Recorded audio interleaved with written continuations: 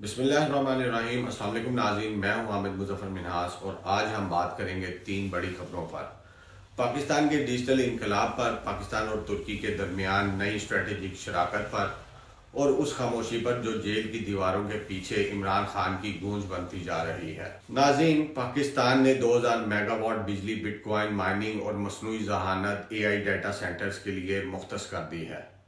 یہ کوئی عام قدم نہیں، یہ پاکستان کے ڈیجیٹل مستقبل کی بنیاد ہے۔ پاکستان کرپٹو کونسل PCC کی نگرانی میں یہ منصوبہ ملک میں ہائی ٹیک ملازمتیں لائے گا انشاءاللہ، اور ہماری غیر استعمال شدہ بجلی کو آمدنی، ترقی اور سرمایہ کاری میں بدلے گا انشاءاللہ۔ وزیر خزانہ محمد اورنگزیب نے اسے پاکستان کی ڈیجیٹل معیشت کا سنگ میل قرار دیا ہے۔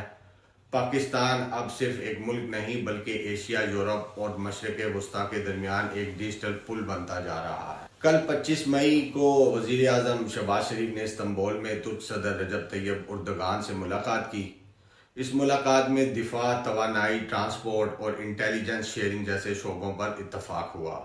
شہباز شریف نے بھارت کے ساتھ حالیہ کشیدگی کے دوران ترکی کی حمایت پر شکریہ بھی ادا کیا۔ یہ ملاقات صرف ایک رسمی ملاقات نہیں تھی بلکہ ترکی اور پاکستان کے رشتے کو ایک اسٹریٹجک اتحاد میں تبدیل کرنے کی بنیاد تھی۔ اب آتے ہیں اس موضوع کی طرف جو آج لاکھوں پاکستانیوں کے دلوں میں چنگاری نہیں بلکہ ایک دہکتی ہوئی آگ بن چکا ہے۔ جی ہاں، میں بات کر رہا ہوں عمران خان کی، وہ لیڈر جسے جیل کی سلاخوں کے پیچھے صرف اس لیے دھکیل دیا گیا کیونکہ اس نے ظلم کے آگے جھکنے سے انکار کر دیا۔ اس پر جھوٹے مقدمات بنائے گئے تاکہ سچ کو خاموش کیا جا سکے، لیکن سچ نہ کبھی دبایا جا سکا ہے اور نہ کبھی دبایا جا سکے گا۔ میں آج یہ ولاگ اس لیے نہیں بنا رہا کہ کوئی سیاسی نمبر گیم کھیلی جائے بلکہ اس لیے کہ ہمیں سچ کے ساتھ کھڑا ہونا ہے۔ عمران خان آج جیل میں ہے لیکن اس کا نظریہ، اس کی جدوجہد، اس کا خواب یہ قوم کے ہر غیرت مند نوجوان کے دل میں زندہ ہے۔ وہ چیخ کر کہہ رہا ہے، جب سچ بولنا جرم بن جائے تو سمجھ لو کہ سچ سب سے بڑا ہتھیار ہے۔ میں بھی یہ ہتھیار اپنے ہاتھ میں لے رہا ہوں، اپنی آواز سے۔ عمران خان کا نظریہ ایک فرد کا نہیں، ایک تحریک کا نام ہے، اور یہ تحریک صرف جیل سے نہیں، دلوں سے چلتی ہے۔